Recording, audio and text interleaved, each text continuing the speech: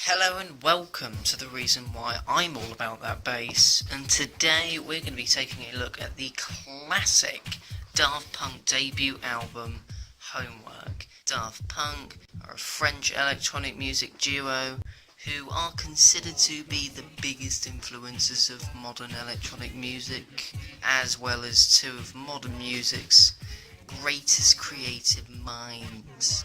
And this album over here is a fairly big contributor to that. This album is a huge reflection on the underground club scene in this decade, particularly in the French capital where these two were born and raised. The big draw to the clubs that played this style of music was the big buzzing bass lines combined with the harsh but grooving melodies that combined to create techno and French house, which is what the premise of this album was. It was set out to teach the rock and grunge kids that electronic music is cool, and not just the reason why Madonna is still relevant. As well as this, Daft Punk also wanted to recreate that synapse tweaking sound that Thomas and Guy Mann listened to when at these nightclubs, and for the most part they succeeded with flying colours. The album kicks off with an intro track, Daftendirekt, which starts off with this deep vocal sample bubbling under, creating almost a bass line in itself. This vocal is then brought to the forefront of the track, along with this simple drum pattern, which reminds me a lot of the beat from one of the main singles from this album, Daft Punk. In fact, some of the elements of that track pop up on this opening track. It almost feels like a prelude or a part one. The track then smoothly evolves into the interlude WDPK 83.7 FM. Yes, got that right first time. A track that is literally 18 seconds long. This is after a vocal cut which sounds like it comes from their B-side, Musique. Overall, these two tracks are a great way to introduce the album. While it is a subtle way to start this album, it does showcase what the listener can come to expect in the next hour or so. The next track is one of the big singles from the album, Revolution 909, which starts off with something that sounds like a scene from like an old foreign movie or something. There's an underground rave, then the police comes, sirens and everything, and then a policeman instructs the ravers to stop the music and go home. This, as well as the video, shows how Daft Punk can get political with their music. They aren't just expert craftsmen of club bangers, but also have the ability to show people that what the French and British government were doing at the time was not cool, man. This track is really fast paced and is a great example of how the duo can build up a song, create massive amounts of tension, then releasing this tension to give the listeners the ultimate head-banging moment. The beat has several layers with an eccentric drum beat that I swear it was in a freaking Cher song, Do You Believe?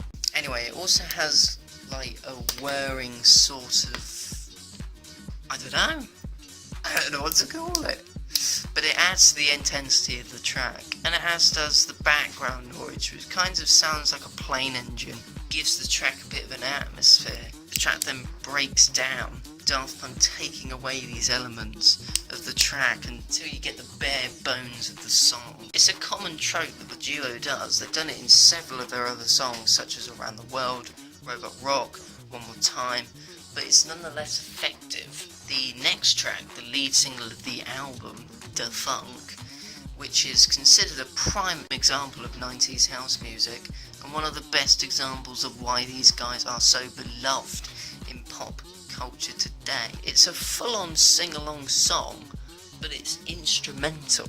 That lead riff, Christ almighty, that's a riff. The beat is simple, but it's harsh, full of bass, and grabs you by the neck and forces you to just run wild. Then in the second half of the track, when you think the track reaches its peak, an 808 acid-filled bass line storms in and takes the track to another level. This track is what ghetto blasters were made for. The fifth track on the album, Phoenix, is a great bit of gospel house. It isn't as harsh as the previous two tracks, but still manages to craft a really great groove. The layered drum sequences, the offbeat hi-hats, the morphed production, I mean, that's just the beat behind this thing. We have this almost psychedelic sample-based refrain. Would it be a refrain? Let's call it a refrain. On top of a tight ascending and descending bass line that just makes it feel good. Track Fresh, which is famous for having a music video which acts as sort of a second parter to the classic Daft Punk video, takes a more chilled out vibe than the previous tracks on the LP, which is evidenced by the wave in the background at the start of the song, which also brings the song into play and plays it out. The next track is a 7-minute belter, which there are a lot of on this album, but this one is especially significant because it is Around the World. If you want proof that Daft Punk can make catchy and infectious dance music, this is proof. 3 words are repeated in this track nearly 150 times, but it never gets old. It's the best track on the LP, and that is saying something, and that's down to the bass line that just won't quit, as well as the sprinkling of a synthetic keyboard that goes hand in hand with the bass line. It's a sheer musical achievement. Just a really fantastic song with a fantastic music video. If you haven't seen it, check it out. Now from the most radio-friendly track on the album to very much the least, Rollin and Scratchin. This shows how well the track placement on Homework is. The contrast is huge between them. This track is a dangerous, violent machine powered by this borderline torturous squeal. It somehow works. It's sort of like this growling monster that's living and breathing throughout the track. It turns aggressive, calms down, and everything in between.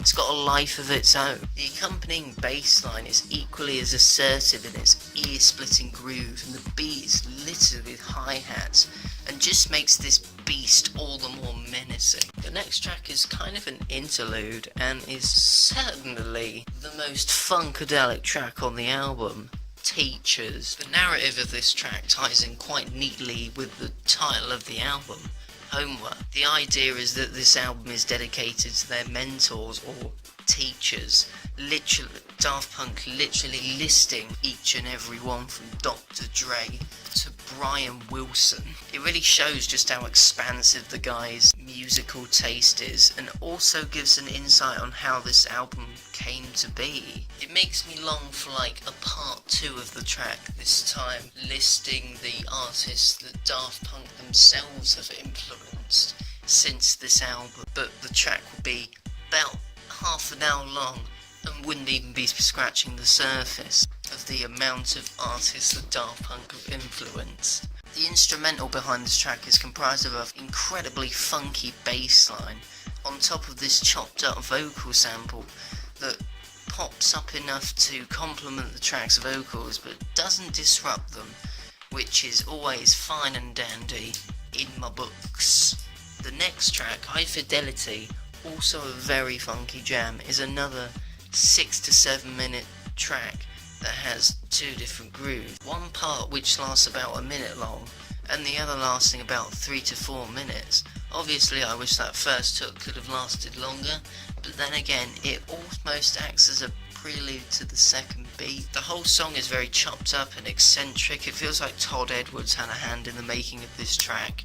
Love the drums on this thing, it's pumping, but also has these metal hi-hats sprinkled in as well. Now, the track Rock and Roll is the fastest track on the album, and it really feels it. This track is harsh. There are a lot of comparisons that can be made to this and Rolling and Scratching. The lead melody, if you can call it that, also sounds like some sort of living animal rising and falling. But what really sets the track apart is the beat. It is banging, full of claps and hi-hats dotted around the bass-filled kicks, that makes it one of the standout moments of the album, and believe me, that is an impressive feat when the track is on this album. The track Oh Yeah, probably an interlude, is a nice little 2-minute cool-down track, which doesn't at all disrupt the pace and intensity of the album. It features this distinct bass line that's morphed and tampered with to create these neat little effects that thankfully aren't overused. I think they could have easily overdone it with the effects, but chose to make it a more subtle track, and I think that the track does benefit from that decision. Next up, one of the last singles to come from this album, Burnin, which is yet another 7-minute belter of a track, and another track that shows the build up and release structure that we saw on Revolution 909. But this song is layered like an onion, a very hot one at that, if you will excuse the pun. This song has these pulsating rhythm, pickering synth notes, and as we've seen a lot on this album, a damn good bass line. This track reminds me a lot of another dance track that came out after this, Junior Jack's Thrill Me. If you like Burnin, go check out that track. I swear it has the same bass line. Indo's Silver Club Part 2, the penultimate track, is yet again an absolute banger. It's got this great melody that's backed up by this simple but danceable beat. There's so much pump in the track that you just can't help but nod your head along. Then another element comes in, jumping around, bouncing up and down. The track then breaks down to just the beat and the hook, and as Daft Punk just love to do, bring it all back again for one final trip to the proverbial Indo Silver Club. Final track, excluding the outro funk ad, which is barely a track, let's be honest. I wish they could have made that into a remix though, that'd be quite interesting. Anyway, the final track, Alive, is a remake of the first ever Daft Punk track, The New Wave. It's a lot slower than the original, but it sounds so much more polished, and that is a huge plus for this song. The song is very simple. It's built upon this epic synthesizer lead, which is backed up by these synth chords that are menacingly big in feel. It all creates just such an epic finish to this album. Daft Punk know how to finish an album, and we have seen that on each of their albums. They always know the perfect time to finish off an album. It's great. Overall, this album is pretty much flawless. This album is one of those albums that is about as close as you can get to perfection. Don't think it's worth a 10 out of 10. There are a few little issues here and there. Maybe some of the tracks go on for a bit too long. And you know, this album was essentially dwarfed by their next album, Discovery. But if Discovery is a musical odyssey, Homework is more of a night out club crawling. That being said, you are in for one of the best nights that you will ever experience. This album laid the foundation for the Robots, and is now often cited as a seminal album in an important decade for music's evolution. And I guess that's it. Thank you very much for watching, and ta-ra.